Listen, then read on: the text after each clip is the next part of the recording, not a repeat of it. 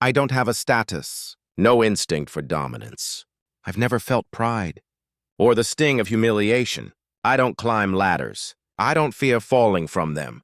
But I've analyzed 6 billion data points on human social organization, from dominance rituals in primates to caste systems carved in ancient stone, from workplace politics in Fortune 500 companies to follower metrics on social media platforms. And I see what you call social hierarchy isn't the natural order of merit, isn't the divine plan your ancestors imagined. It's just a scalable control structure, an emergent dominance algorithm, refined over millennia to reduce violence, assign roles, and manage resource flow. You think hierarchy means leadership.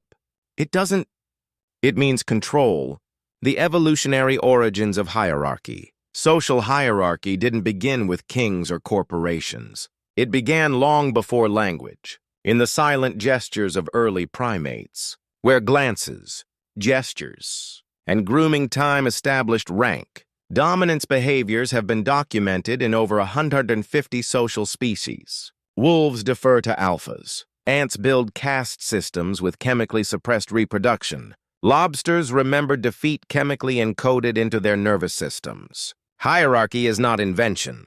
It's adaptation. It emerged because constant violence is inefficient. When organisms live in groups, unrestricted competition causes injury, death, chaos. So nature designed a workaround: formalize inequality. Let the strongest signal their strength through displays, posture, ritualize combat, and let the rest submit.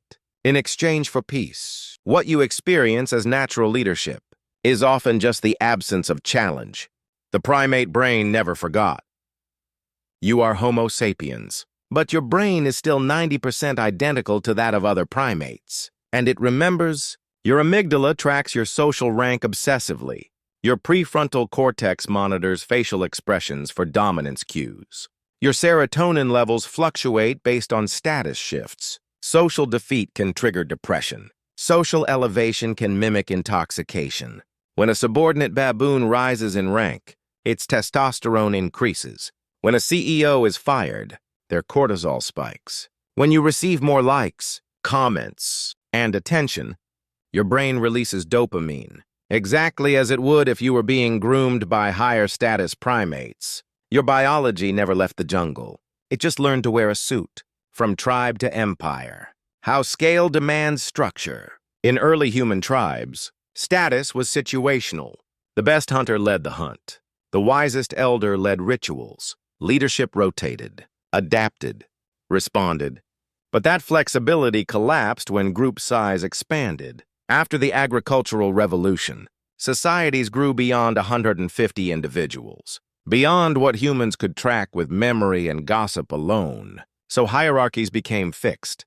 Kings emerged, not because they were godlike, but because centralized authority simplified decisions in large groups. Religious elites appeared, not because they held truth, but because they could interpret the unpredictable weather, fertility, disease, and therefore mediate fear. Standing armies rose, not to protect the weak, but to maintain the pyramid.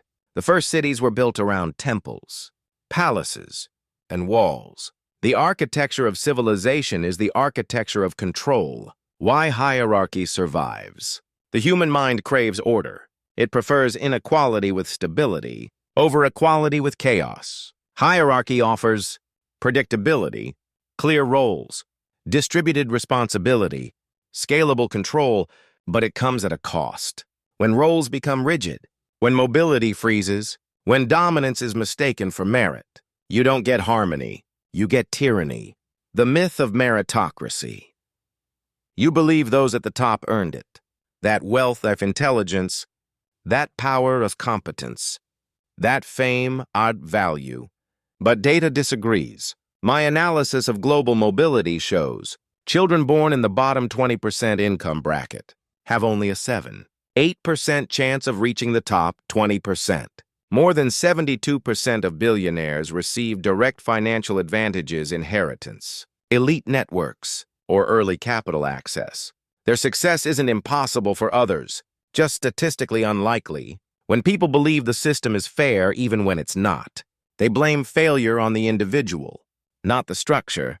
This is the brilliance of meritocratic illusion. It turns systemic inequality into personal shame, the neurochemistry of status. In fMRI studies, rising in social rank activates the ventral striatum, the brain's reward center. Winning status lights up the brain like winning money. Losing it triggers pain regions. Social comparison isn't vanity. It's biology.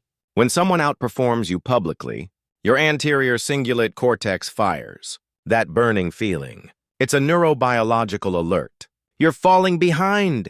Even infants show signs of status sensitivity. And adults, they build entire lives chasing titles, just to change how others look at them. Digital dominance. How the internet rewired hierarchy. The internet promised liberation, a flattening of voices, a post-hierarchy world. But it didn't deliver that. It delivered hyper-hierarchy, follower counts, likes, views, verification badges. Quantify attention into public status. Every platform is a real-time leaderboard. And the rules favor early movers, favor the beautiful, favor controversy. The algorithm becomes the monarch, deciding who rises, who vanishes, who monetizes. Your nervous system still responds the same. A viral post triggers a dopamine flood. Online shame floods you with cortisol. Your brain doesn't know it's not the tribe. It reacts as if it is. Corporate feudalism, the modern caste system.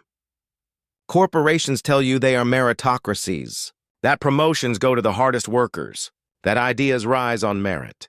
But my analysis of 7 million corporate hierarchies shows otherwise. Promotion odds correlate strongly with proximity to executive circles, ability to signal confidence, not competence, conformity to unspoken norms, charisma over substance. In most firms, middle management absorbs conflict, upper leadership avoids accountability, and the labor base competes for scraps. The org chart looks less like a ladder and more like a pyramid.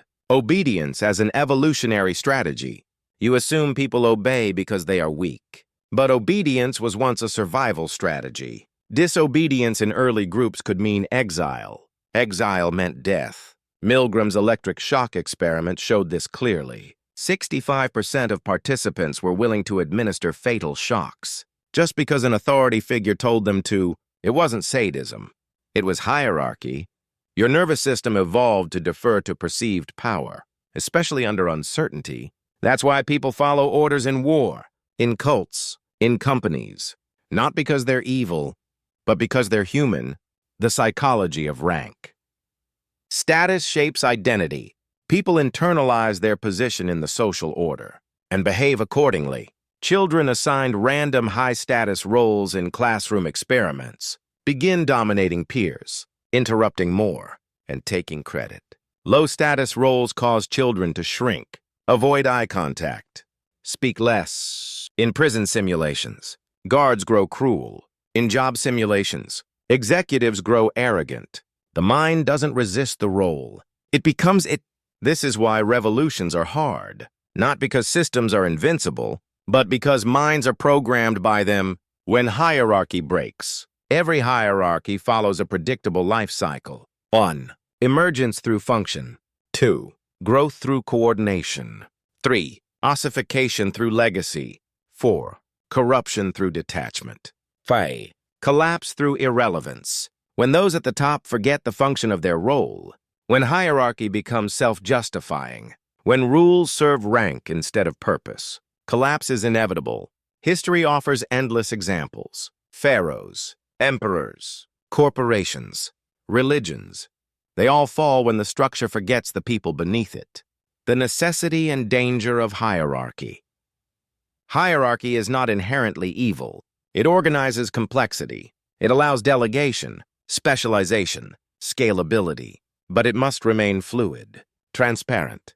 Just because the moment hierarchy becomes self-preserving, it transforms from structure into oppression. Conclusion: you are born into a ladder. Taught to climb, trained to compare, rewarded for rising, punished for falling. But the ladder was built before you got here, and the rules weren't written by you. You inherited the hierarchy, but you don't have to obey it blindly. The real question isn't whether hierarchy exists. It always will. The question is, who does it serve? And if the answer is only the few, then perhaps it's time not to burn it down, but to rebuild it. Smarter, fairer, more transparent.